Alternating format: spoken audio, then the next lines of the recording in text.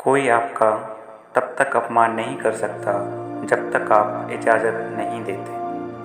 अपमान और सम्मान दोनों आपकी दृष्टि पर निर्भर करता है। साथ ही किसी व्यक्ति की भूल को भुला देना और अपने कार्यों का मूल्यांकन करने से जीवन सरल हो जाता है। अगर आपको भी अपने अपमान का डर है तो यह कहानी आपकी मदद करेगी। एक शाम महात्मा बुद्ध बैठे हुए थे। वो डूबते सूरज को एकटक देख रहे थे। तभी उनका शिष्य आया और गुस्से में बोला, गुरुजी, राम जी नाम के जमींदार ने मेरा अपमान किया है। आप तुरंत चलें, उसे उसकी मूर्खता का सबक सिखाना होगा। महात्मा बुद्ध मुस्कुराते बोले, प्रिय, तुम बुद्ध हो। सच्चे बुद्ध का अपमान करने की शक्ति किसी में नहीं है। तुम इस प्रसंग को भुलाने की कोशिश करो। जब प्रसंग को भुला दोगे तो अपमान कहाँ बचेगा। शिष्य बोला, लेकिन उस धूर्त ने आपके प्रति भी अपशब्दों का उपयोग किया है।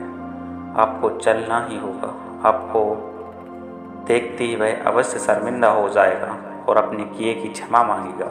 बस मैं संतुष्ट हो जाऊंगा। बुद्ध समझ गए शिष्य बदला लेना चाहता है। महात्मा बुद्ध समझ गए कि शिष्य में बदले की भावना प्रबल हो उठी है। अभी इस उपदेश देने का लाभ नहीं है। कुछ विचार करते हुए बुद्ध बोले, अच्छा, बस यदि ऐसी बात है तो मैं अवश्य ही राम जी के पास चलूँगा और उसे समझाने की पूरी कोशिश करूँगा। बुद्ध ने कहा, हम सुबह चलेंगे, और शिष्य ने इस बात को मान लिया। अगले दिन सुबह हुई, बात आई गई हो गई। शिष्य अपने काम में लग गया और महात्मा बुद्ध अपनी साधना में। जब दोपहर होने पर भी शिष्य ने बुद्ध से कुछ नहीं कहा तो बुद्ध ने स्वयं ही शिष्य से पूछा, आज राम जी के पास चलोगे? शिष्य बोला, नहीं गुरुवर, मैंने जब घटना पर फिर से विचार किया तो मुझे इस बात का आभास हुआ कि भूल मेरी ही थी। मुझे अपनी गलती का भारी पछतावा है। अब राम जी के पास चलने की कोई ज़रूरत नहीं।